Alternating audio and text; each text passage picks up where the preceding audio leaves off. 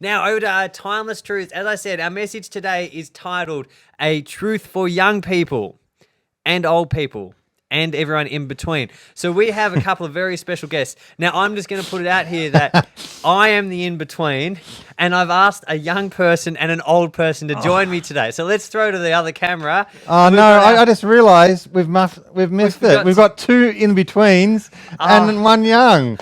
Oh, we forgot to get an old person. To get an old person. Ah, darn it. Well, there we go. You know, the other day I was actually talking to someone online, and we're talking about the change in values, and I said, I can only imagine what it's like for some of the grandparents, and I was halfway through the conversation before I realised, I'm one of them. I'm a grandparent. So I'm still talking about them up there, not me. Yeah. So I was like, no, that doesn't. Maybe I have to talk about the great grandparents now because. Yeah, it is true. Everyone, as I grow older, everyone else stays the same. Like the shifts. Young adults now I think should be from about 28 to 40. That's sort of what no, that's youth. Is about 28 to 40. Children or anyone below 27. But yeah, actually, very funny story. Very quickly, funny story on that. We were talking the other day. I remember quite a few years ago. I think 5 or 6 years ago, I'd been playing footy for a couple of years up at Knox Falcons, and after one game, we were just in the rooms afterwards and getting changed back into normal clothes and stuff. And one of the other players came and said to me, he's like, "Oh, Caleb, does your brother ride a motorbike?" And I'm like, what? And he's like, does your brother ride a motorbike? I'm like, no, like my brother Jordan, who was like, 11 at the time. I'm like, no, he doesn't. He's like, why does he always come to the game wearing like bike gear? I'm like, what bike? I'm like, my dad. So my dad comes to the game in his bike gear. I'm like, no, he can't be your dad. He must be your brother. He's like, how young was he when you were born? I'm like, 12. I don't know. I honestly thought he was your brother. I don't know whether you guys think I'm 50 or you think he's 25 or what's the deal. But there you go. So I actually don't think I can't see there's any humour in that. That's a normal occurrence in my life, all right? That's just stock standard every day. Well, yeah, we're going to talk about a timeless truth today because what well, I might let Dad introduce for a minute. We've got my brother Jordan here, who is our young person. So Jordan is one of our Ablaze youth, and he's going to be starting our conversation today with a proverb, a truth that has impacted him as a young person. So Dad asked him for something which is a truth for young people, which has really impacted him, because Jordan, as part of his work with Ablaze, has been going through with Josh, his coach in Ablaze, and they've been studying through Proverbs. And I commend them for the way they've been really getting stuck into that and studying Proverbs through this whole journey. And it's great to see the growth and go for it. So now my understanding is you've been studying Proverbs before we started. It was like we've actually the youth were doing this before we as a church got hold of it, and so I've known that for a while that Jordan would have regular meetings with Josh, who's I really commend Josh for faithfully coaching Jay and working through things and let's just be careful we don't build up Josh's head too much. We all still have to live with him. So I still have to see him every Thursday night from now on. Be careful, guys. So and I actually I went to Jordan. We'd had some questions and things we've been discussing about Proverbs that had risen out of some of the things I've been discussing. And I actually said to him, because this was on my heart, that as we talk about timeless truths, it was like, what truths are for particular groups of people? What does Proverbs speak to this group and what this area? And so I said to Jay, I just went to him and I said, Jordan, if I got you to speak and share about a proverb, tell me about a proverb that's meant a lot to you, or a proverb that really works with you as a young person. And then he shared a proverb, and I went away and I'm thinking, wow, that's a really great concept. This is really good. And I actually really enjoyed what he shared so much that I started to think about it a lot, and I had some other ideas, but in the end I said, I put all those other ideas aside, and I said, I want us to actually explore this proverb. And then I talked to Caleb, because I said, what, this is an in-between. I mean, because I thought, Proverbs actually, so much of the first part is father comes to his sons and says, this is wisdom, this is wisdom. And so I thought I'd actually get the input from Caleb and Jordan about this wisdom for young men. But we realized as we were talking about it, the principles here are not just for young men. therefore, and we will actually discuss this, the principles go way deeper than just a particular application for young people. It's for everybody. It's for everybody, every age group, every gender. You know what I mean? It's not for male, female. It's not just for young men. It's not just for people that are in the particular situation that we're going to read about. So I want us to read the verse that first started this discussion, and then we're going to open it up for us as a panel to talk through this and then develop it out from this particular application to the wider application. And then we're going to do something which I'd really love to do, which is flip it on its head. I don't know whether anyone out there remembers cans of ginger beer. Please give me a thumbs up or something if you remember this. There was a can of ginger beer that had a man's head, like an old sailor sort of guy would sit on the front. And as you drank, when you get to the end of the can, if you turn the can upside down, it was another head. It was an upside down head. So it was a very cleverly done picture that would have, either way you held the can, you'd be looking at a person's head upright. Anyone remember that? Give me a thumbs up. I don't remember that, so maybe that's just for people in like the in-between and up. Yeah. I don't remember it, so it didn't. Maybe not for the in-between people. Yeah, all right. I'm a bit concerned now. That's only for another ever. Maybe I heard about it from my parents.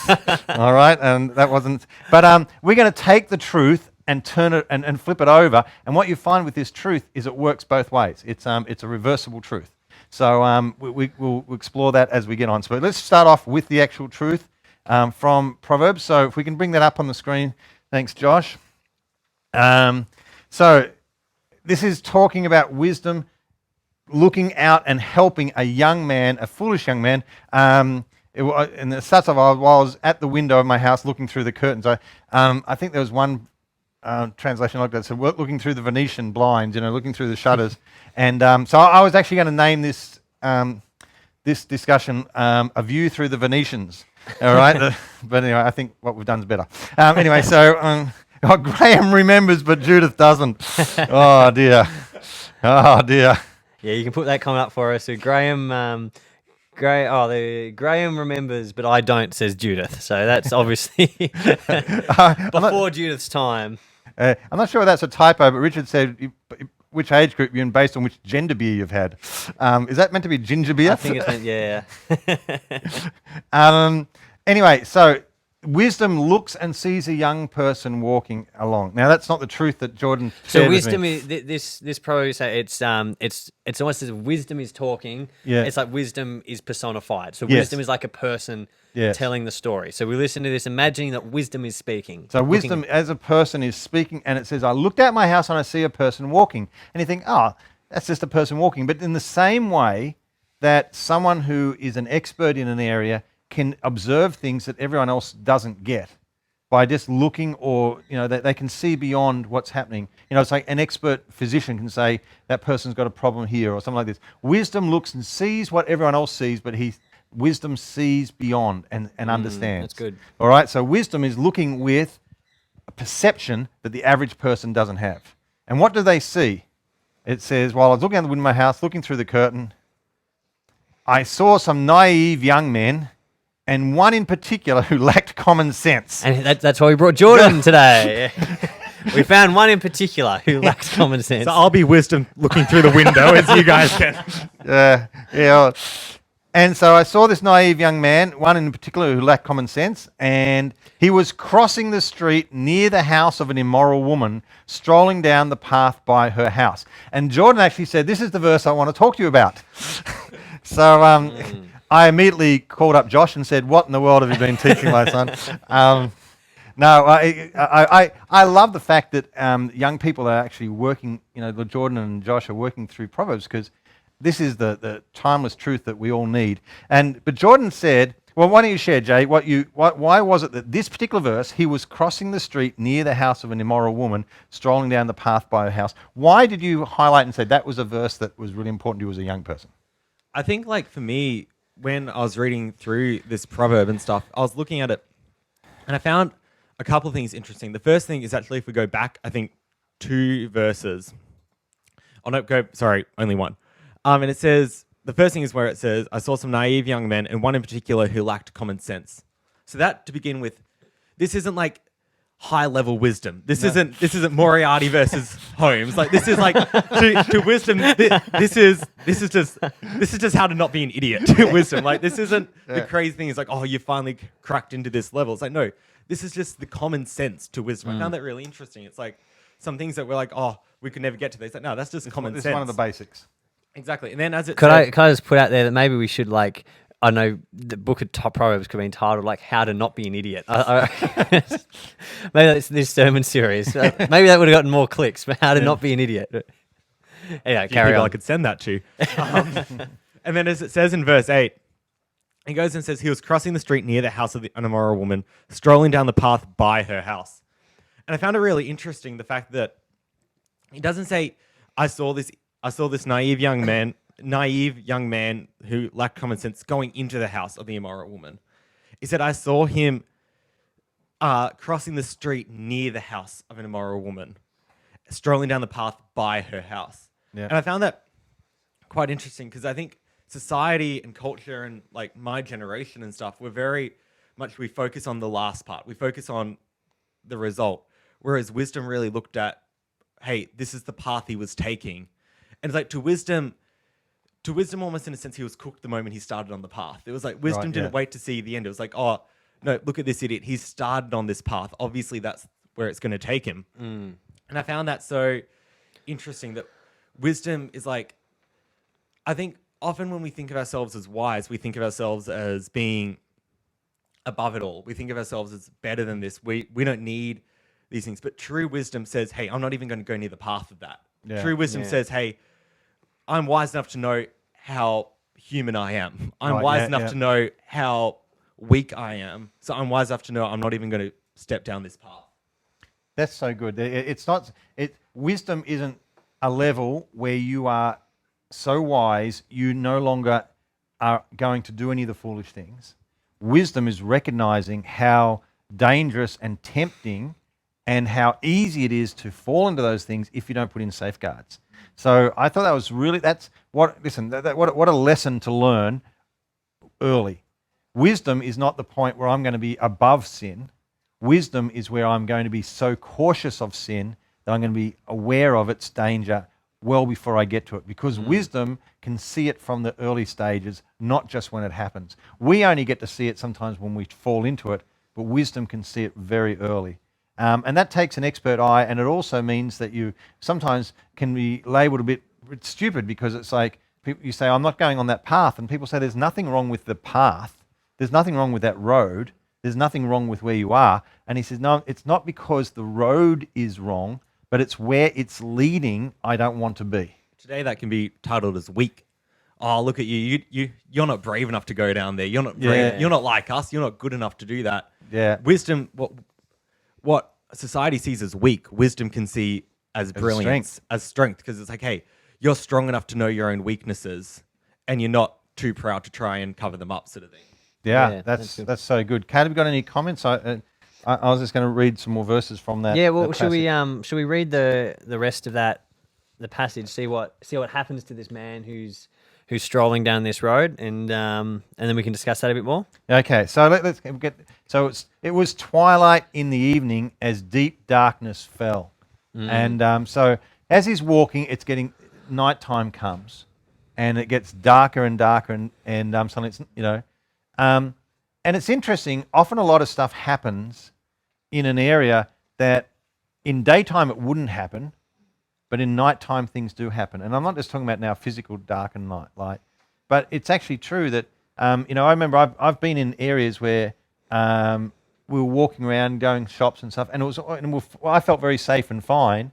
And how many have been in the same place and suddenly it goes dusk and the shop's closed, and you suddenly go, I don't feel safe anymore.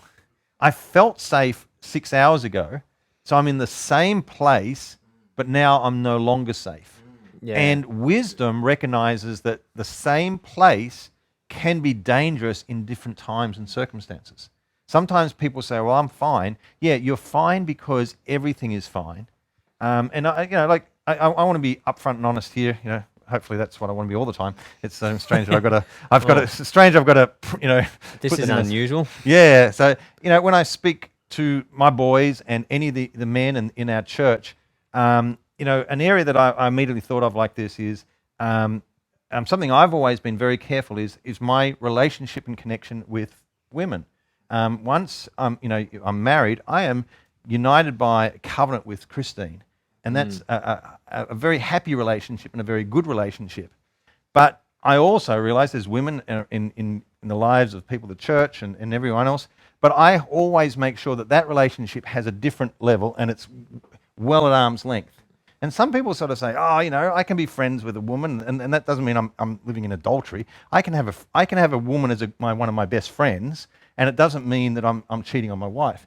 Now, the trouble for that type of mindset is, yes, you can in the daytime, but when you're healthy and strong and your relationship with what your wife is healthy, it might not get you into any difficulty. So I'm not saying that to have a friendship with a woman is wrong for a man, but I'm saying the danger is when it's nighttime, when you've just been really criticized for something you've done wrong, your wife and you have had a fallout, and you're feeling really unhappy, and you're not very, and you're all sort of at odds and ends. Suddenly, that same relationship, which in the daytime is no problem, can cause you to fall. Yeah. All right. So it's a relationship in the daytime has also got to be safe in the nighttime. You can't just judge everything by when I'm at my best. So when I'm feeling strong is not the time to judge that. It's what would I be like when I'm weak. And so that, I have put things in my life, and I know you guys have, and other guys in my relation, my circle of influence, we have got things in place which to an outsider might like, that looks weak. Can't you stand up to that? I thought you'd be a pastor. I thought you'd be strong enough to resist that temptation. I say I am strong, but I also understand that at night time I'm not as strong. So I want to make sure that my levels keep me clear at both. Do you need that? Wow, how weak are you? You need that level of safeguard. I don't, but one day I might. Yeah. I don't plan to. Now. I don't want to. I don't plan to. But I'm not so foolish as to think that my superior wisdom will keep me safe no matter what I'm going through. Yeah. Yeah, that's really good. So let's go to the next verse. Shall we read the rest of that, see what happens? Okay, so let's follow this story. There's idiot. All right, suddenly the idiot's gone from a nice happy street in the day to now it's at night. And behold, a woman comes to meet him, dressed as a harlot and cunning of heart. I like that. And behold, just out of nowhere. I think the New English Translation puts it, goes, suddenly a woman comes to meet him. And that's actually one of the key things in this. Some things happen suddenly that are not sudden at all. The person in wisdom, looking out through the Venetians, says, I can see what's going to happen, but to the fool, it happens suddenly. Yeah. Oh, where did she come from? As if I didn't know, because I happened to walk around where she lives and waited till it was dark, and then she just pops out of nowhere. Yeah, I'm a victim. She just came upon me. I was just here, just trying to walk. Helpless, please. Yeah. But genuinely, how many times do we have that perspective? It's like I'm a victim. I didn't do anything. I was just here. But you say wisdom's looking out the window. He's like, wisdom saying you're an idiot. You were hanging by that corner, and then you were walking down that street in the dark. You let it get dark, and you let yourself be in a place where your small steps have resulted in that suddenly occurring. Can I skip through a number of verses, Josh? If we bring up verse 21. From now to verse 21, it basically describes how she entices him and says, I've got a beautiful home, and the husband's away, and I've got bags of money, and I've been to do a sacrifice, and I've got the meat to eat from the sacrifice. I've got all. Come on with me. Come on. And it says in verse 21, she's all this pressure, and then verse 21 says, with her many persuasions, she entices him. With her flattering lips, she seduces him. So it's like layer upon layer upon layer. She's drawing him in. So he's walked into it, and now she's in. And listen what it says the very next verse. Suddenly, he follows her. Another suddenly, another bang. But it's not been sudden at all.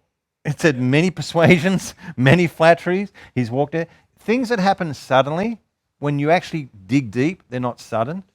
And actually, this is one challenge I give to you. And and now we forget this is in the context of sexual sin and a male and all the rest. This applies to everybody. This is one where it just goes to everybody.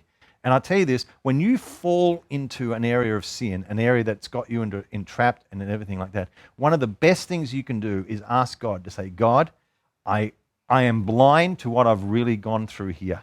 I might think I'm wise, and I might think I understand, but God, you need to help me to dig back to the points where I wasn't under pressure, but I was letting my feet go here. Because the underlying sense of this is that the young man knows that she's in that area. He's not taken in by the fact that, I'm in the area where a prostitute is. He sort of knows, but he just let himself drift into that area. And one of the greatest things we can do is come to that point of honesty before God. Absolute honesty, where we peel back and we say, God, can you actually look at what caused me to come to this point? Not just where what I'm now. And sometimes it's like, like people, someone, you've been caught stealing, from the cash box at work, and you're ashamed and you get the sack and you got all the problems that go along with that.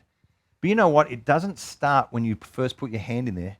It starts with the moment you face a pressure and you choose to let money be your answer rather than God.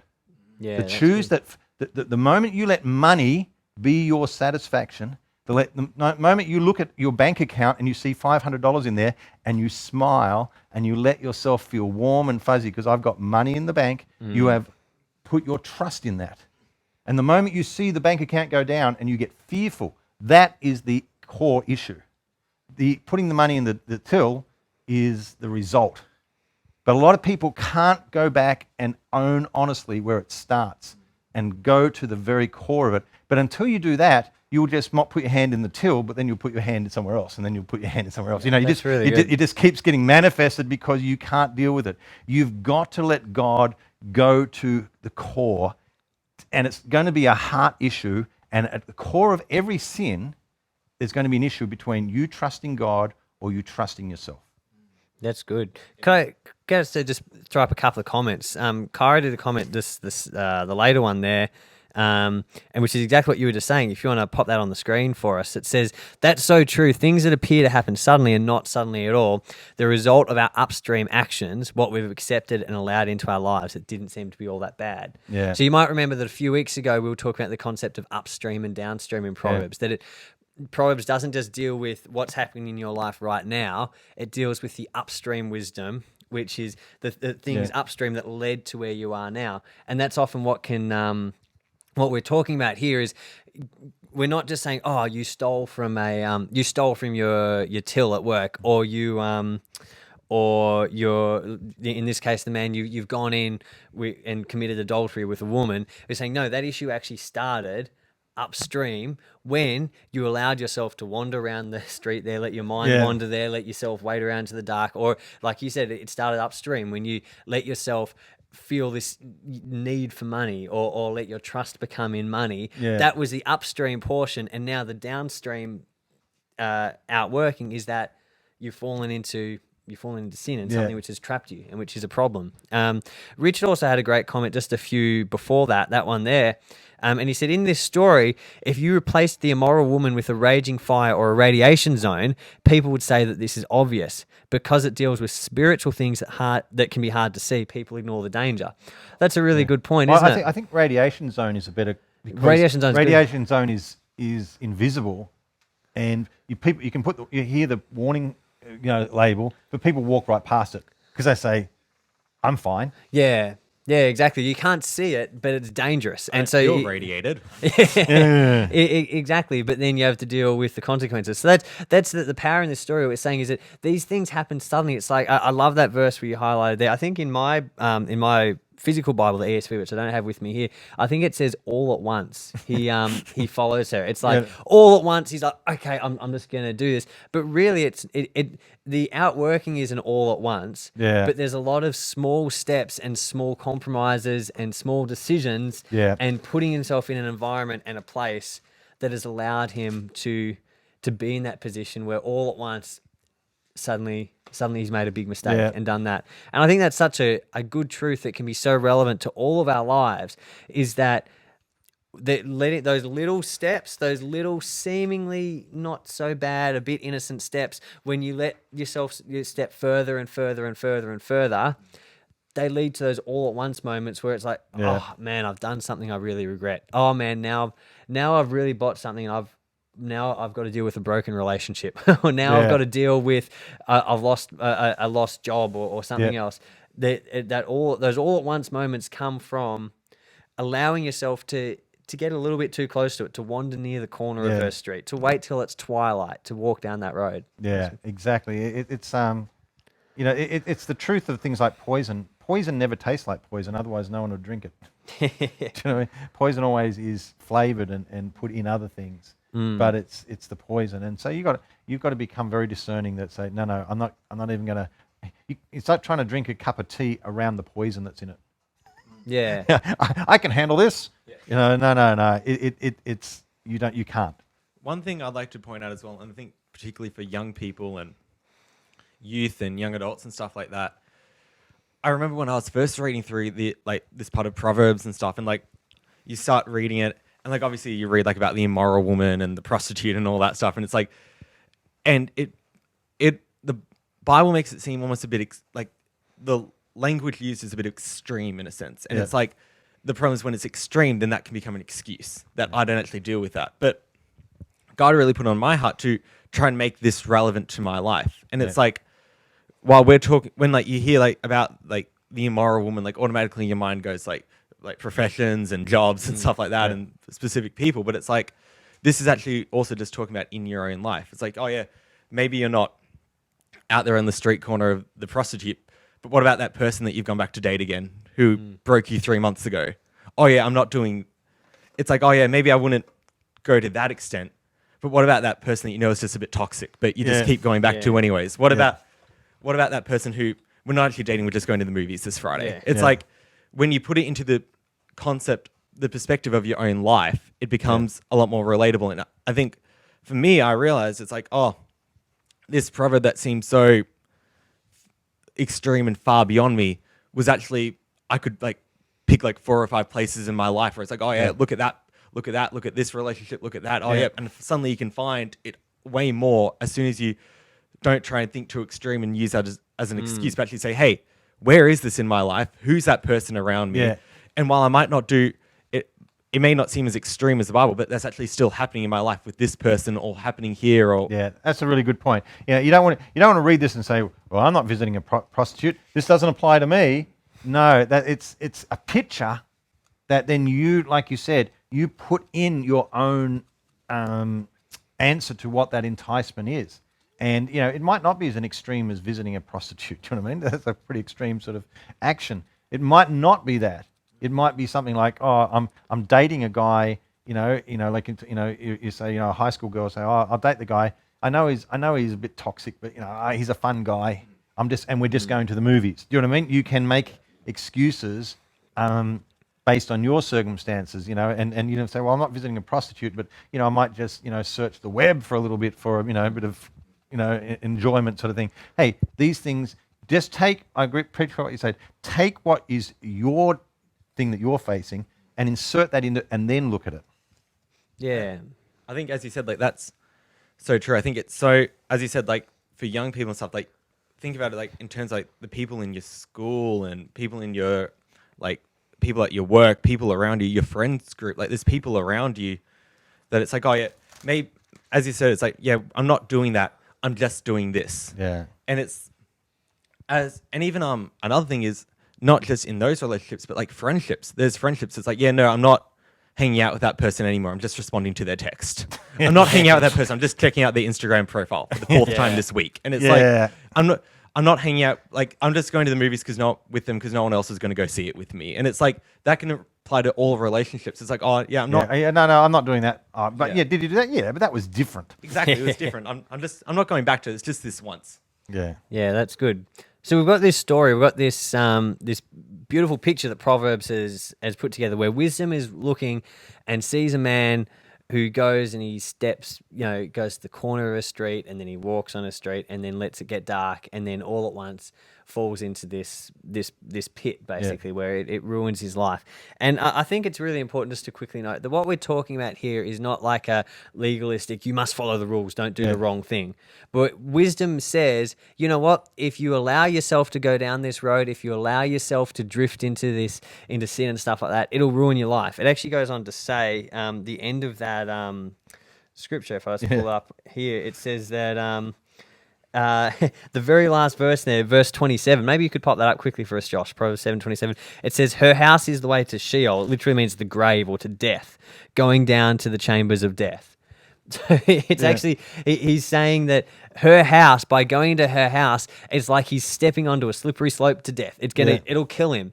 And that's why we're talking about this here. It's not like this is not a legalistic slap you on the wrist. You shouldn't have done that. It's bad for you. It's bad for you. It's dangerous. It's not God saying, thou shalt not, don't do this, don't do this, don't do this, naughty boy, naughty boy. It's God saying, you know what, if you go there, it's wisdom looking out the window saying, if you do that, it'll kill you. It'll actually ruin your life. If you let yourself take that step or do that thing or go to that, go to that point, it'll ruin your relationship. It'll ruin your health. It'll ruin your future.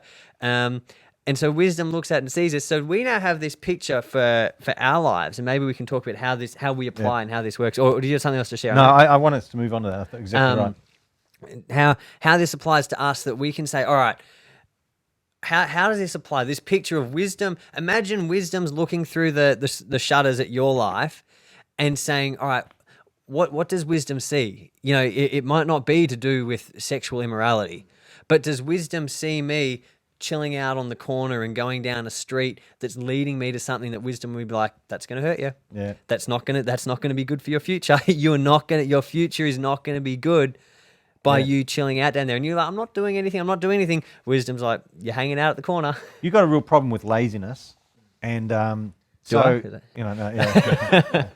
to the camera. If you've got a real problem with laziness, you don't want to be reading the magazines on all the spas and holidays, and you know what I mean? Yeah. You don't want to be just sort of watching the shows where they just go on, the getaways and the how 7 ways to spend a lazy weekend. And you say, I have a problem that I don't work hard enough, but I dislike these shows. Yeah. They just well, you know what? It's not just about laziness and working. It's your laziness is going to hurt your relationships. It's going to hurt your finances. It's going to hurt your future. It's going to hurt a whole lot of things. It's damaging to you. But if you sort of dance on the edge and you fall in, it's not like God says, well, I don't want you to do that. He says, but if you do that, I know where it takes you. Yeah, exactly. It's like if you're looking, as a father, and I'm looking on a river and I can see down that river, not too far, there's a giant waterfall that is, a crushing waterfall. And I see my young kids dancing on the edge of the bank, and I say, "Get away! That's a muddy bank. You can't dance on there, long, without sliding in." And you say, "Oh, don't you want me to play in the water? You're such a killjoy." No. I know that if you get in that water, the current will take you over the thing, and I know that if you dance on the edge long enough, you will fall in. It's just you can't do that. And then so some people say, "Oh, it's tragic. So and so went over the waterfall." It was tragic because they're allowed to dance on the muddy edge. That's the thing about currents and tides. It's not your choice if you get taken in one. Yeah. It's your choice to get in the water. It's not your choice where it takes you. Yeah, that's exactly right. Yeah, that's really good. So I would love to challenge everyone who's watching, and let's apply this to our lives, and not to say, yes, that's good points for not committing adultery and not doing it, but say... They say, but don't talk about laziness again. Don't talk about laziness. Don't talk, like there's a lot of very obvious practical examples. You're trying, you got to be healthy and you got to lose weight. But I'm going to fill my pantry with chocolates and snacks just in case I have friends around. Not for me, just for them. Just in case. Just in case. Yeah. And listen, I'm aware of that. I have this plan that says that once a week I'm allowed to, sort of reward myself for the good work I've done by, the food that I haven't eaten and stuff like that. So I'm currently up to the year 2038. I'm a little bit ahead in my rewarding, but I've just got to, go off that food for a while. But, making a plan but then finding, I don't know how I slipped into that. My plan was not to eat that till next week, but it was in my pantry and I've suddenly eaten it today. Yeah, exactly. And I love what you said before. And I think this hits on a really like a real root of this. So we can talk about these are good examples. So things like having food in your pantry. That's a pretty good downstream example. I think like if you're trying to be healthy, lose weight, don't fill your pantry with trash. That's good. But I love what you said before in that example where we were talking about you stole from the till at work, and the root of that began back here where you let your trust be in money. Something way back earlier that's like, oh, you let something get in your heart where you're like, I actually am trusting in something other than God. And I think that's the real key. I would say for us here is to look at this and say, God, can you help me get to the root? Help me get to the real root of what's going on in my heart, not to just say, and that God will give you practical ideas. Don't fill your pantry with junk. Don't read those magazines. Block those websites. just practical good things. Make choices. Say don't watch those items unless you're with family. Exactly. There's some guys. You put some rules in place sometimes that says that movie. Watching a movie of that sort, like maybe an action movie and things like that, not a problem. But you know what? You might say, but I choose not to watch those by myself. You say, what's wrong with you? Aren't you strong? Yeah, I'm very strong. I'm strong enough to know that I'm not strong enough if I get into some heavy waters and I'm in the dark. I know that's something I was talking about with Josh. We're talking about the concept of like being careful of getting comfortable. It's like I watch those movies, but I make sure to mute every time they swear and I skip the bad scenes. And then you get comfortable and one day you're watching and you're lazy and the remote's on the other side of the couch and I can't be bothered trying to get over to it. I just won't look. And then one day you start, it's like, but back when you made that choice, it's like, I'll do that, but I'll make sure to skip. But then you get comfortable in it and you find yourself with the remote on the other side. It's like cut off any chance because it's like we said, it's not about getting to the house. It's about not taking the path to the house. Yeah, that's exactly right. So, steer well clear. I think that's good.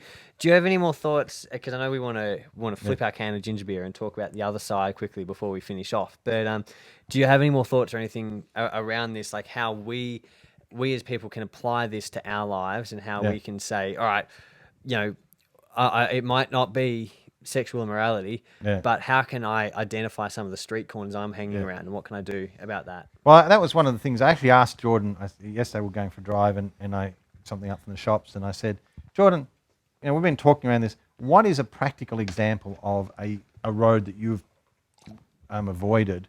I actually, I wasn't sure what I expected. What he shared was like, I never even would have thought of this in that context. And so can you give us a very, very quick sort of understanding of what you shared with me? Yeah, definitely. So for those of you, for anyone who doesn't know me, I love football. I love sport in general, but ever since I was young, footy, AFL, massive passion, supporter, and also playing. So from about 5 years old, I started playing local footy. I played Auskick up to about 8 or 9, then joined a local Saturday morning league, I think when I was 10. Played there for 3 years, had a great time. And then suddenly that Saturday league, it didn't go past under 12s. And I was turning 13 and I still wanted to play footy. So I had to look for a new league. And the only league, I don't know whether it's the same now, but the only league around back then was the EFL. And EFL juniors only played on Sunday mornings.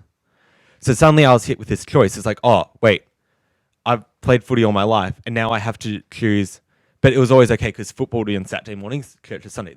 The two paths were together. That was my weekend, was footy and church. Suddenly Sunday had to be one or the other. The two paths split. And I had like a really tough choice to make because the thing was, it wasn't just about skipping. Wasn't going to have to skip going to breakthrough. Because if I skipped 1 year at 13, which I was happy to do, under 15 started at like 12:30. So all it was going to be for me was missing the last 20 minutes of the meeting. And I'd just have to head off early. And then that was a real tough decision for me because I had suddenly went to something that I loved so much and I had to decide, would I be willing to sacrifice this? But it was something that God had really spoken to me about. And something I'm so grateful for my parents, mum and dad, that they've taught me from a young age is to not give up church and stuff. So I had to decide, hey, I'm actually going to give up playing footy. I'm going to give up playing footy. And it hurt like nothing else. But I had to decide because I knew that where that could be taking me. But yeah, so that was a practical example for me was I had this thing that I loved for so long, but suddenly I came to a point where I had to decide between footy and church. And footy is not bad. I still support it. One day, I'm sure I might start playing local footy again on a Saturday. But for me, I had to make this decision. Now, some parents might be watching and go, oh, it breaks my heart. The poor kid. Surely you can leave church a little bit early. What sort of child abuse is this? Making him, do the religious thing. Go to your brethren, sort of define, sort of sit there in a wooden pew and not let him go and play football. But I didn't actually know about all these choices that Jordan. I was part of the decision making, obviously in one sense, but I had no idea of all this until Jordan was talking to me yesterday. But how he saw that, and when he made the choice, he said, "You know what? I could choose, to put pressure on and say, can I go early? Maybe someone can drop me down there, or one of the parents, it's a bit harder, but we can work something out." But he chose not to do that. But then he was looking back at that same decision in light of what he was reading in Proverbs. And it was interesting how the conversation went. He said he suddenly realized if he had compromised for half an hour, it's only a little thing. It's not that big a thing. And I love footy, and I'm not sinning. I'm not leaving God. I'm not leaving the church.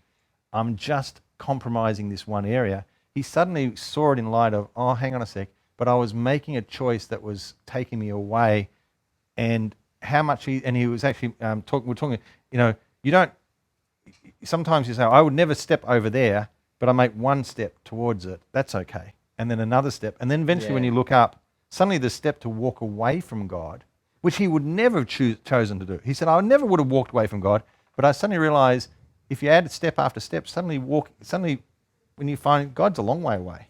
And what did you say about what your life's been like the last 3 or 4 years since you made that choice? It's been better because that was the thing, was the two paths split. And it was sort of like, okay, I have a decision. Do I want to go with footy, or am I going to sort of start to take God a bit seriously? And I'm going to actually start to take this thing a bit more seriously. And because I'm not going to lie, to be honest, back then, I don't think I would have been too opposed to missing the last 20 minutes of some church services. I was getting pretty bored in those things. I was happy to find any excuse I could. So I was not opposed to it. I'm just being honest. That underneath, that's what I was feeling. I was keen to get out of there, but it's okay, well, if I'm not doing this, it's time to actually start taking that thing seriously. And there's things I was able to join. I was able to join the creative team, which is a part of Breakthrough where I'm able to work with the production and screens and media and graphics, which is a real passion of mine. But that started by me doing the screens on a Sunday, and you can't do the screens on a Sunday if you're leaving half an hour early. But that was something that led to some great opportunities to now where I'm really feeling I'm in my groove, and I've really found my part. I've been able to be a part of the welcome team with youth. I've been able to get involved and be able to help out, and I've been given the incredible honor of speaking a couple times. And you can't speak if 10 minutes into your message you say, well, I better head off to footy, that's the thing, is that for me that opened up all these opportunities that I didn't actually see. And I wasn't saying, oh, I'm going down because I'm getting there. It was just one step. It's no, I'm just sort of going to stay at church, and that opened up the opportunity to do this, that opened up the opportunity for this. And suddenly I find myself really enjoying myself.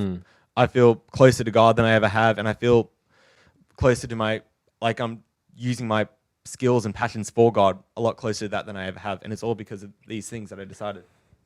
Yeah, that's really cool, isn't it? Yeah. Oh, you go. And I was actually, as we're having the worship before, and I was just thinking about these things, I suddenly realised, because Jordan wasn't playing football, and he made that choice. Now, I didn't know all the depth of what what he'd done, but we said, I really want him to play sport. I want to support him. But we found out that he could play basketball because at certain times, and also then when he could play through winter and summer. It would be, it's indoors and things. And then he joined a basketball team, and then they didn't have a coach. So I said, I used to coach basketball a long time ago. So I put up my hand, and we actually became part of a team that we had 2 great years working through that. Jordan fell in love with basketball. Do you know what I mean? And he is really good at basketball. He was okay at football, but he's really good at basketball. And he's really taken on to that. And then I became involved, and I started playing. And then out of that, we started saying, we should make a team. So when Jordan got too old for that junior team, we formed a team together. And it's been like one of the joys for us to do that. So, but that actually, all that plan wouldn't have happened if you had gone down that other path. And I'm pretty sure that if you'd taken that one step which had led to another step, not only would you have not been speaking at youth, not only would you not been involved in that, you wouldn't have been sitting here. All right, you're not sitting here just because you have my genes, and I'm not talking about the ripped ones on the, You're sitting here because Those aren't old person genes. Yeah, They're in because between when at I best. when I asked you what's a proverb that spoke to you, you shared with a real depth of something that God has been working in your life over years, and I said that's got such depth to it. I want to share that with the church. If you had made that choice and going the other way, I'm saying from my view from the Venetians, you wouldn't have been sitting here. And would you have said that, obviously, question on no notice, looking back now, how would you define what God's protection was compared with what you would want to do yourself? Incredible, and I'm just so grateful for it. Like, even I was thinking before, and this is like getting a bit real, the people I was going to go play footy with, they were people that were really feeling my insecurities. There was people there that I'd, like, for some reason just become so desperate to impress. And I had some real insecurities 3 or 4 years ago because of these people at this footy club that they were the cool guys, and everything in me just wanted to be like them. And one of the reasons I wanted to play was because I wanted to still be the cool kid. I wanted to be the cool kid that played footy, and I wanted to, like, those people, like, I was making life choices. I was making all these decisions based off an insecurity that they were feeling. And I look back, and there's so many of those insecurities God's been able to deal with me about, and I've been able to get, like, not completely get rid of, but I'm so much better. Like, my security is so much more in God now than it ever has been. And a lot of my insecurities were coming from those people that were in my life, and they were the people that I would have been following. And I not only would have been for under 13s, under 15s, 17s, seniors, I would have been playing with them. I was going to join their footy team and get a part of that community. I was going to be a part of a community and environment where my insecurities are going to be blowing up in my face. And I'm so grateful looking back on it that the way God protected me when I couldn't even see it. And in the end, it was all just because, as I said, it was taking one step. And yeah, so as you asked, like, how is it the protection side of it? It's been so good. And I think not only was he protecting me from things, he was protecting me for things. There was things he was protecting me for, like this. These are things I've been, like, for years, I've always wanted to speak at church. It's something that God put on my heart when I was really young. And there's no way I'd be here right now if it wasn't for the choices that God protected me for. These things that God protected me from so that he could get me to other places. Wow, that's That's cool stuff, isn't it? Do you want to just talk about the ginger beer so that we Yeah. because that sort of flows in what Jay's just said. Yeah, exactly. That's powerful, Jay. Yeah, that's really good. And I think, like, I love the concept, like we said before. This is not, like, don't hear when you read this in Proverbs or hear what we're saying. This is not saying, it's not like God with the big stick saying, Jordan has to go to church, No, you can't play football. You have to go to church. You have to do the right thing, which is sadly what, in the past, so much of religion has become is a set of rules. This is wisdom looking out the window saying, you know what? God has got an amazing path for you, Jordan, with some really great provisions and some great things where you'll be fulfilled and joyful and you'll be able to flourish in all you've got, and everything that I've got for you, you'll be able to grow in your relationship with me, which will have so much of a flow-on effect in so many areas of your life. And going to church is a really crucial key part of that. God set up church for a reason. It build his relationship and who he is and connection with others. It's played an important role in Jordan growing. Exactly. Church is an important part of it. It exists for a real reason.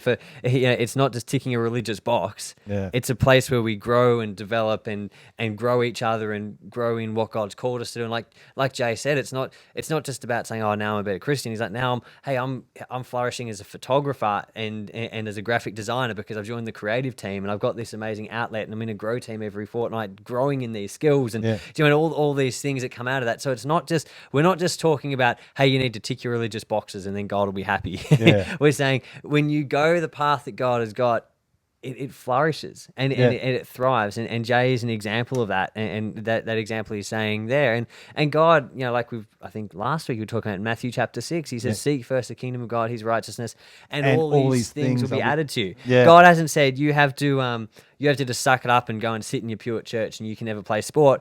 God said, no, seek after me and I'll add the other stuff. And now I'll provide you with a sporting outlet that's so much more joyful and fulfilling than what you would have had before. Like, football I liked, and I loved football, but, like, as Chad said, I sucked at football. Like, stick me in the I back. didn't say that. Stick me in the back pocket and I'll go defend the bleachers sort of thing, like most weeks.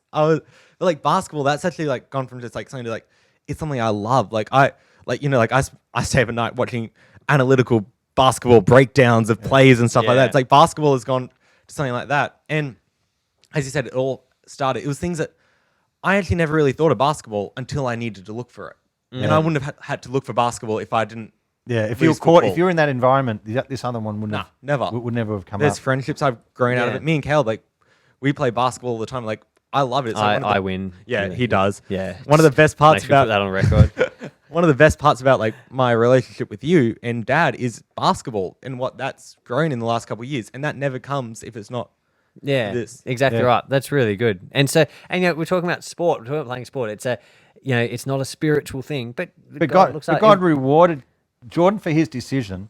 Looking back, this is way better. Yeah. And it's like, if I talk about that example before, I said, oh, you're on the muddy bank and they're next to a river and there's going over a waterfall. And I say, get off the muddy bank, get off and the kids are like, oh, why are you telling me to get away? The water looks so fresh and it's hot and I could get in here. And I'm not going in, I'm just putting my foot in.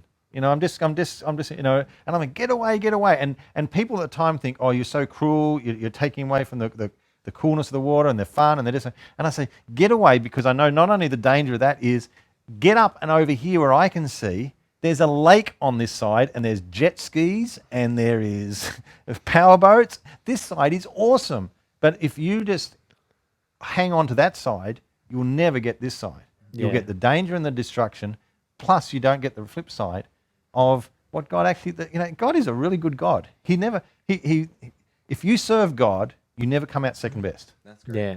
Yeah, that's good, isn't it? And so I think that's the key I'd love to drive home to finish this off today, is that this is not just a don't do the wrong thing message.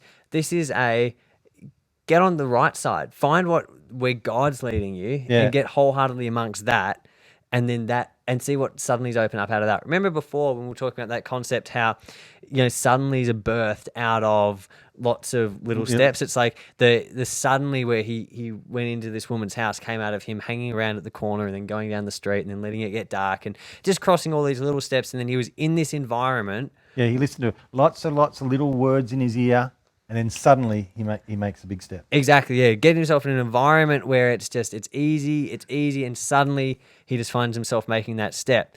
So we want to encourage you. Wisdom's watching your life, and wisdom says, hey, don't go and hang around on those corners. Like we said before, don't go and do that. But on the flip side... Yeah, let's turn the can upside down. Turn it upside down.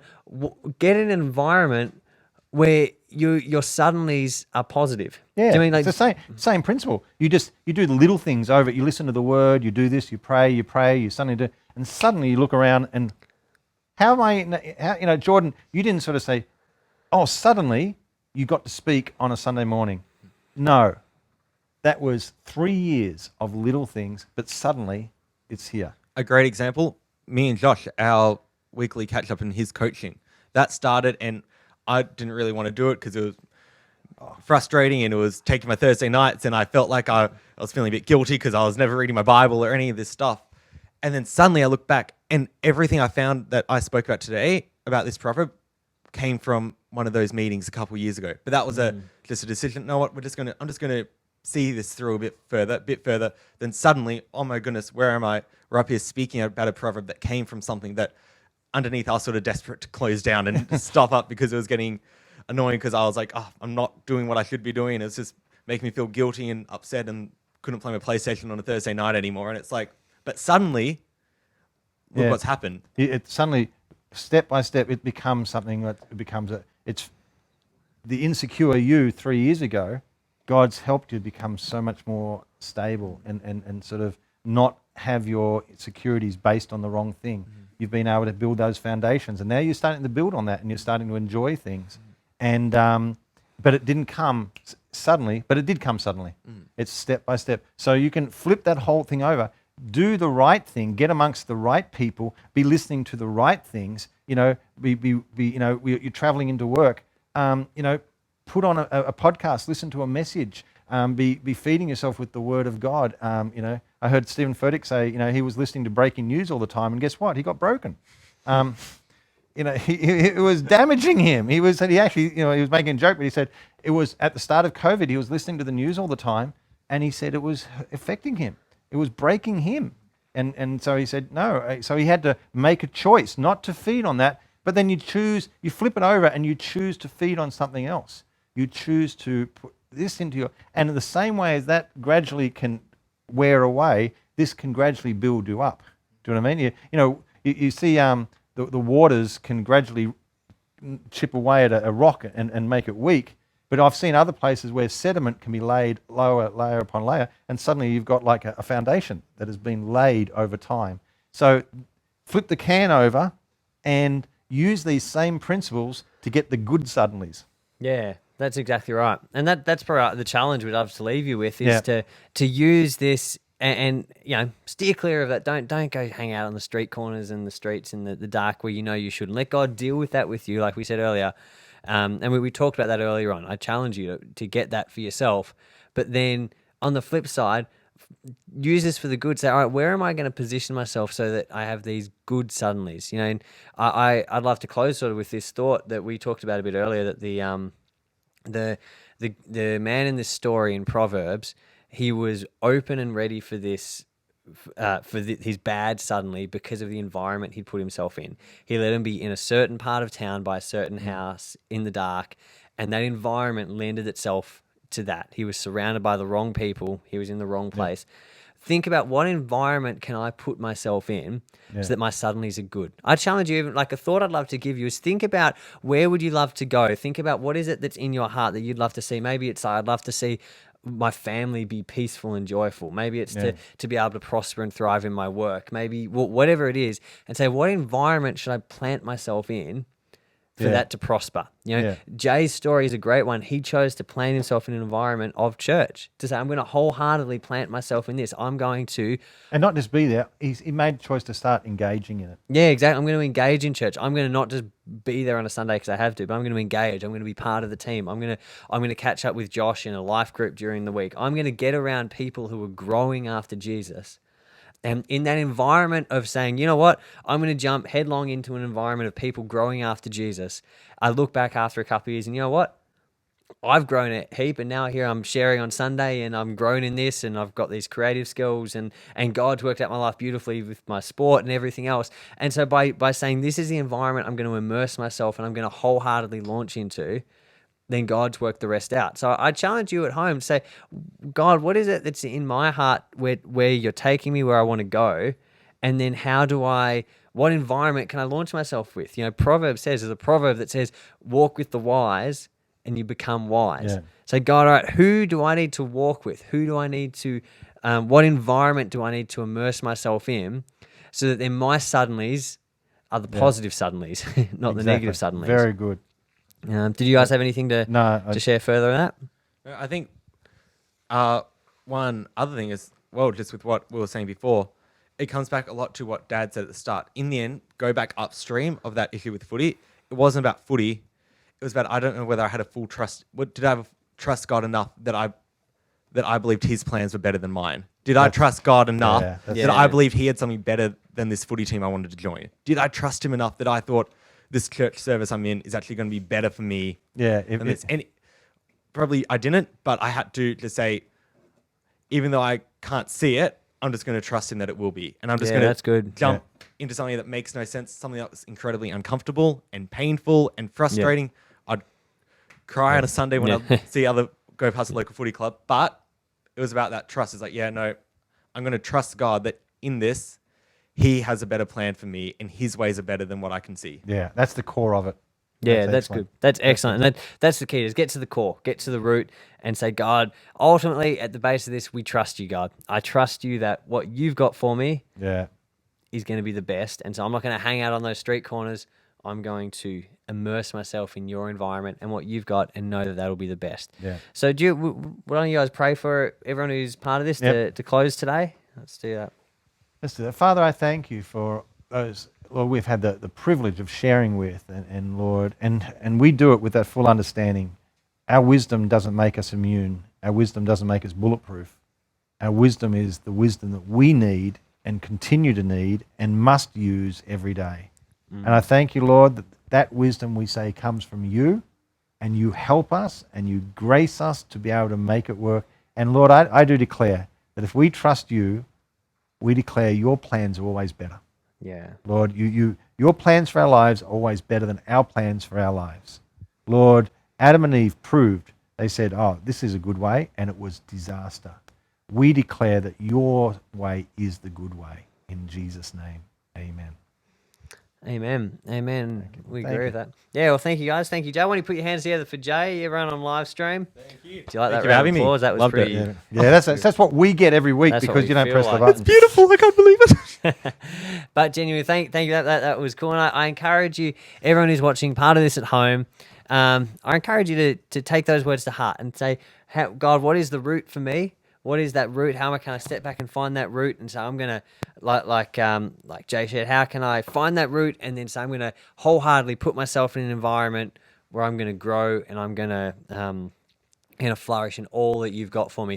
You know, if any of that is new to you, if any of this journey you're like, I don't really understand, or maybe the whole concept of following Jesus and finding his path and his journey for you is new or something you haven't experienced before, we'd love to chat to you and help out with that. You know, you could put a comment below or send us a message. We've got a team of people. We'd love to just chat with you, and you can send us a message to that number or just a message on Facebook, and we'd love to chat with you about finding that beautiful place that God's got for you, that future, that path that he's got for you, where you can thrive and, like exactly what Jay's been talking about, thrive into all that he's called you to do and all that he's made for you.